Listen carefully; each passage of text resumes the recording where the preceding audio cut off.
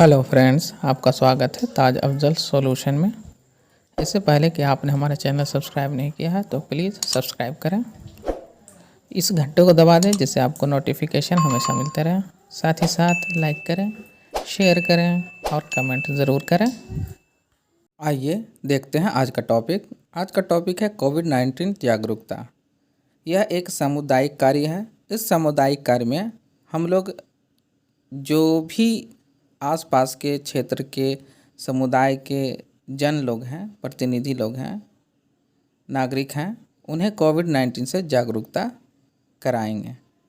हालांकि कोविड-19 आज ऐसी बीमारी हो गई है जिसके बारे में सब अवगत हैं, परंतु इसके मुख्य बिंदुओं को समझने में हम लोग जन की मदद करेंगे, उनमें जागरूकता पैदा करेंगे, जिससे उन्हें इस बीमारी से लड़ने में और भी मदद मिल सके। इस सामुदायिक कार्य में हम लोग देखेंगे कि किस प्रकार से सामुदायिक कार्य का चुनाव किया गया, कोविड-19 जागरूकता चुनने का क्या कारण रहा, कोविड-19 जागरूकता कार्य के अंतर्गत हम लोग क्या क्या करेंगे। तो उनमें हम कार्य करेंगे कोविड-19 से परिचय, बचाव एवं सावधानियों के तरीके बताएंगे, डिजिटल माध्यम का प्रयोग एवं उपयोग सिखाएंगे, जांच एवं वैक्सीनेशन की समझ पैदा करेंगे, वैक्सीनेशन के बाद की सावधानियों को बताएंगे और इस कार्य में जो भी चुनौतियाँ आई हैं उन्हें यहाँ बिंदुवार लिखेंगे। इसके बाद अंत में परिणाम लिखेंगे। यहाँ एक बात को समझना आवश्यक यह है कि किसी भी सामुदायिक कार्य को जब आप करते हैं तो उस कार्य का जब चुनाव करते हैं उसी के अनुरूप ही उसका कार्य जो है होगा।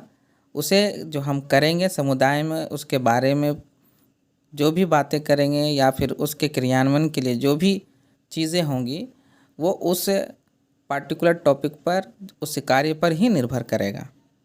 परंतु यह एक ढांचा है जिसमें हम लोग किसी भी सामुदायिक कार्य को कर सकते हैं। इन प्रोसेस को आप देख सकते हैं, इन स्टेप्स को आप देख सकते हैं, जिसमें किसी सामुदायिक कार्य को चुनना होता है, उसके बाद चुनने का क्या कारण है उसे लिखना होता है, और कार्य का क्रियान्वयन किस प्रकार किया गया वो लिखना होता है, और परिणाम लिखना होता है। चलिए अपने सामुदायिक कार्य का चुनाव करते हैं। तो सामुदायिक कार्य लिया गया है कोविड-19 जागरूकता। इसके बारे में हम लोग जानते हैं कि कोविड-19 क्या है, और यह जो विषाणु है कोविड विषाणु, कोरोना वायरस, जिसके कारण यह बीमारी हो रही है, चूँकि यह 2019 में आया था इसलिए कोविड-19 इसका नाम दिया गया है। कोरोना वायरस के बारे में 2015 में ही WHO ने बताया था, परंतु यहाँ पर ख़ास करके कोविड-19 की चर्चा की गई है, जो 2019 में इसका जो वर्जन निकला था, जो इसका वेरिएंट निकला था, उसके बारे में। अब इसका चुनाव क्यों किया गया? इसका चुनाव करने का कारण है कि अभी जो समाज में व्याप्त महामारी कोविड-19 है, अगर इसे हमें हराना है तो समाज को इससे अवगत कराना बहुत ही आवश्यक है। इसके बारे में जागरूकता फैलाना बहुत ही आवश्यक है। इससे जो जुड़ी हुई समस्याएं हैं, जो भ्रांतियां हैं, जो अफवाहें हैं, उन्हें हम जागरूकता के द्वारा ही दूर कर सकते हैं।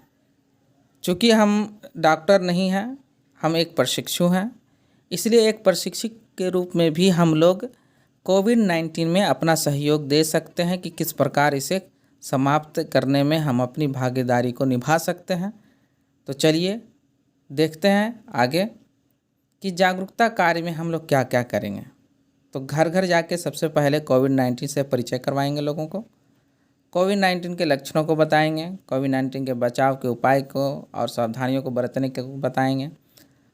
आज जो डिजिटल माध्यम है, आरोग्य सेतु, संजीवन ऐप आदि जो हैं, उनसे हम लोग अवगत कराएंगे और हो सके तो उनका प्रयोग उपयोग भी बताएंगे। जांच और वैक्सीनेशन से भी अवगत कराएंगे। वैक्सीनेशन के बाद जो समस्या हैं, जो सावधानियां हैं, उनके बारे में बताएंगे। उसके बाद जागरूकता में हमने कौन कौन सी चुनौतियों का सामना किया उसे यहाँ पर लिखेंगे। तो आइए देखते हैं कोरोना वायरस 2019 अर्थात कोविड-19 का परिचय। जैसा कि हम जानते हैं कि यह एक ऐसा वायरस है जो 2019 में चीन के वुहान से निकला था, इसीलिए इसका 2019 के चलते इसका नाम कोविड-19 पड़ा। और ये अधिकतर जो है श्वसन सिंड्रोम पर प्रभावी होता है, अर्थात हमारे फेफड़ों पर यह अटैक करता है। लक्षण क्या है इसके?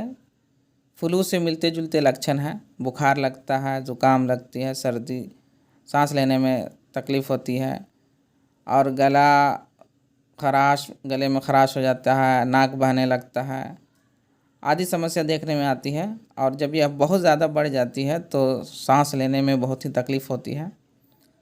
ख़ास करके जो अस्थमा के और डायबिटीज़, हार्ट की बीमारी से ग्रसित हैं, उनमें यह ज़्यादा अटैक करता है। क्या है बचाव और क्या सावधानी हम लोग बरत सकते हैं, इसके बारे में लगातार एडवर्टीज़मेंट्स भारत सरकार दे रही है और हम इसके बचाव और सावधानी को जानते हैं। लेकिन हमें उनको पहुंचाना है जहां डिजिटल रूप से लोग पिछड़े हुए हैं, तो उन्हें बताने के लिए हमें जाकर बताना होगा घर पर। तो क्या है सावधानी और बचाव? तो बार बार हाथ धोना है। इसके लिए साबुन, पानी या अल्कोहल वाला रब जो है होता है, हैंड रब, उसका इस्तेमाल करना चाहिए। कोई खांस रहा हो, छींक रहा हो तो उससे दूर होना चाहिए। अगर वह मास्क नहीं लगाए हुए है तो उसे मास्क पहनने की सलाह देना चाहिए। शारीरिक दूरी बहुत ही आवश्यक है क्योंकि यह हवा में फैलता है बीमारी, और संपर्क से ज़्यादा जो है यह बीमारी फैल रहा है, इसीलिए हमें एक दूसरे से संपर्क में नहीं आना चाहिए। खांसते या छींकते वक्त अगर मुंह पर कपड़े हो तो बेहतर है। अगर आपको कोई भी लक्षण दिखाई देते हैं कोविड-19 के, तो आप क्या करें? घर पर रहें और ज़्यादा तकलीफ़ होने पर ही डॉक्टरी सलाह लें, क्योंकि ऐसा देखा गया है कि इस बीमारी को हराने में होम क्वारंटाइन अब तक सबसे बेहतर उपाय हुआ है। अंतिम उपाय को तुरंत ना अपनाएं। आइए अब देखते हैं बचाव और सावधानी के दूसरे पहलू को। जैसे बुखार, खांसी, सांस लेने में अगर परेशानी होने लगे तब डॉक्टर के पास जाएं। स्वास्थ्य सेवा देने वाली संस्था से संपर्क में रहना बहुत ही आवश्यक है।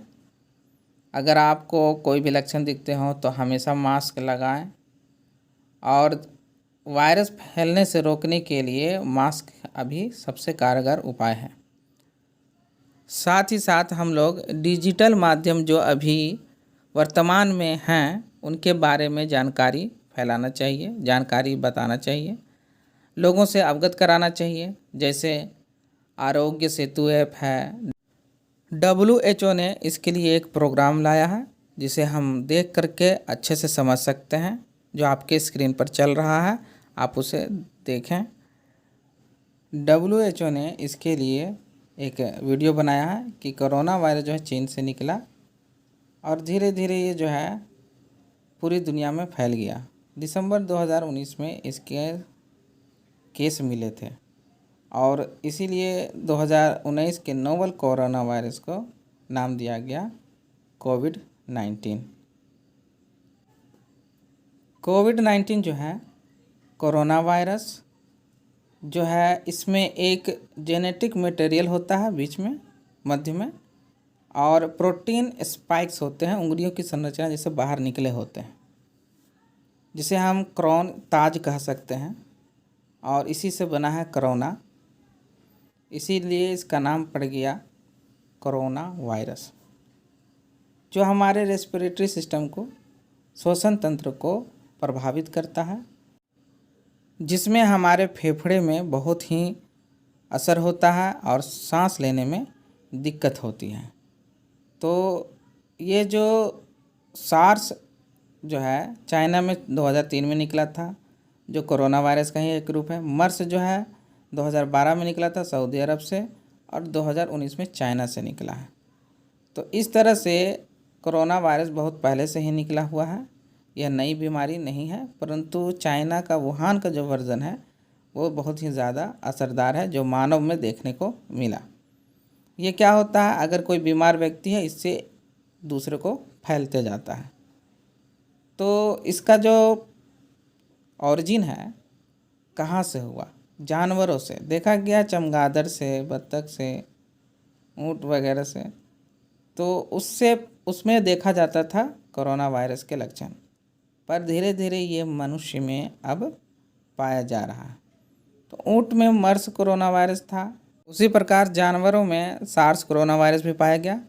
पर 2019 का जो नोवल कोरोना वायरस है उसकी पहचान अभी तक नहीं हुई कि उसका ओरिजिन कहाँ पर है, तो इसका ट्रांसमिशन कैसे होता है, कैसे ये एक दूसरे से फैलता है। दरअसल एक व्यक्ति जब दूसरे व्यक्ति के संपर्क में आता है तो जो बीमार व्यक्ति है उसके छींकने से, उसके दूसरे से टच करने से जो है ये बीमारी एक जगह से दूसरे जगह चली जाती है, एक व्यक्ति से दूसरे व्यक्तियों में चली जाती है। फिर हम लोग बाज़ार जाते हैं, मार्केट जाते हैं, वहाँ से भी ये फैलता है जो टच करते हैं। बीमार व्यक्ति अगर डॉक्टर के पास है तो डॉक्टर के पास होना भी, ये डॉक्टर के पास भी ये बीमारी जा सकती है। लक्षण के बारे में हम लोग जान भी चुके हैं कि बुखार होता है, थोड़ा ज़ुकाम होता है, गले में खराश होता है। तो क्या होता है, इससे किडनी फेलियर भी हो जाता है, डेथ भी हो जाता है, श्वसन तंत्र पर असर पड़ता है, फेफड़ों पर असर पड़ता है। क्या है इसका उपाय कि हम लोग इससे बच सकें? तो पीसीआर है, उसके बाद डायग्नोसिस कर सकते हैं। पीसीआर से पता चल जाता है, जांच से पता चल जाता है, और इसका ट्रीटमेंट के लिए हम लोग कोविशील्ड, कोवैक्सीन, फाइज़र आदि वैक्सीन जो अभी उपलब्ध हैं उन्हें हम ले सकते हैं। सरकार इसके लिए बहुत प्रयासरत है और बहुतों को ये टीकाकरण कार्यक्रम में टीका लगाया गया है। तो इसके बचाव के क्या तरीके हैं, क्या बचाव है? हम लोग ज़्यादा घूमें नहीं, अनावश्यक बाहर नहीं निकलें, छींकने के वक्त अपने मुंह को ढकें, मास्क लगाएं, एक दूसरे के संपर्क में नहीं आए, दूर रहें। मास्क सबसे ज़रूरी है इसमें, क्योंकि यह छींक और आदि को फैलने से रोकता है। और सबसे ज़रूरी चीज़ है कि हम जब भी बाहर से आ जाएं तो अपने हाथों को अच्छे से धोएं और हो सके सैनिटाइज़र का भी इस्तेमाल करें। क्या होता है, जब हम लोग कोई जानवर पालते हैं तो उनके संपर्क में आते हैं, हम लोग हाथ धो लेते हैं, हम लोग छींकने मास्क लगाते हैं, पर जानवरों में ये उपयोगी नहीं है। इसीलिए हमें चाहिए कि हम अनावश्यक जानवर से दूरी बना के रखें। खाना को अच्छे से पका करके खाएं और घर पर रहें। अगर कोई तकलीफ़ है तो डॉक्टरी सलाह लें। WHO ने यह एक वीडियो साझा किया है जिससे आप लोग समझ सकें, हम लोग समझ सकें कि किस प्रकार से कोरोना वायरस जो है फैल रहा है, उससे कैसे बचाव किया जा सकता है। तो आइए अब देखते हैं अपने कार्य का, सामुदायिक कार्य का अगला चरण, जांच एवं वैक्सीनेशन से अवगत कराना। लोगों में जांच और वैक्सीनेशन से जो भ्रांतियां हैं, जो डर है, उसको दूर करना है और ये बताना है कि वैक्सीन सुरक्षित है और हम जानते हैं कि हमारे कोविशील्ड और कोवैक्सीन कारगर हैं। साथ ही साथ इसके लिए जो रजिस्ट्रेशन होता है उसके बारे में भी बताएं। जांच के लिए तो रजिस्ट्रेशन नहीं है, जांच आराम से हो रही है और कभी भी जांच कराई जा सक रही है। अब यह है कि जब वैक्सीन ले लें, वैक्सीनेशन हो जाए तो क्या सावधानी बरतनी है। तो वैक्सीन ना लेने के वक्त जितनी भी सावधानियां हम लोग बरत रहे थे, जितने भी बचाव कर रहे थे, वही बचाव और सावधानियां अभी करेंगे। वैक्सीनेशन के तुरंत बाद क्या कर सकते हैं हम लोग? हम लोग तुरंत कोई काम पर नहीं जाएंगे, भीड़ भाड़ में नहीं जाएंगे, यात्रा से बचेंगे, सिगरेट और शराब का सेवन तो कभी भी नहीं करना चाहिए, और बिना मास्क लगाए कहीं नहीं जाना है, और डॉक्टर के संपर्क में रहना है और आराम करना है, अधिक से अधिक पानी पीना है। साथ ही साथ सरकार के सभी गाइडलाइनों का पालन करना है।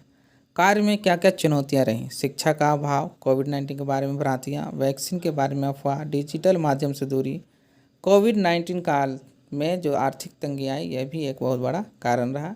इसके कारण जो क्या हुआ, शिक्षा जो हमें व्याप्त है हमारे समाज में, जिसके कारण जो है जागरूकता फैलाने में कठिनाई हुई, अफवाहें फैलती रहीं, जैसे कोविड-19 के वैक्सीन लेने पर लोग मर जा रहे हैं। हालांकि ये सब जो भ्रांतियाँ हैं उन्हें दूर करने में बहुत ही समस्या रही। तो आर्थिक तंगी जो आ गई है कोविड काल में, इसके कारण भी समस्या देखने को मिली। क्या हुए इसके परिणाम? इस सामुदायिक कार्य से निम्न प्रभाव पड़ा, जिसमें कोविड-19 को समझ बनाने में हम लोग कामयाब रहे। जागरूकता से सकारात्मक विचार का प्रवाह हुआ। कोविड-19 जैसे संक्रामक बीमारी के रोकथाम के लिए बचाव एवं सावधानियों को समझा सके। जागरूकता फैलाने से कोविड-19 जैसे संक्रामक बीमारियों में कमी देखने को मिली। अस्वस्थ व्यक्तियों के स्वास्थ्य में सुधार हुआ। लोगों ने अनावश्यक घर से बाहर निकलना बंद कर दिया। लॉकडाउन का पालन किया।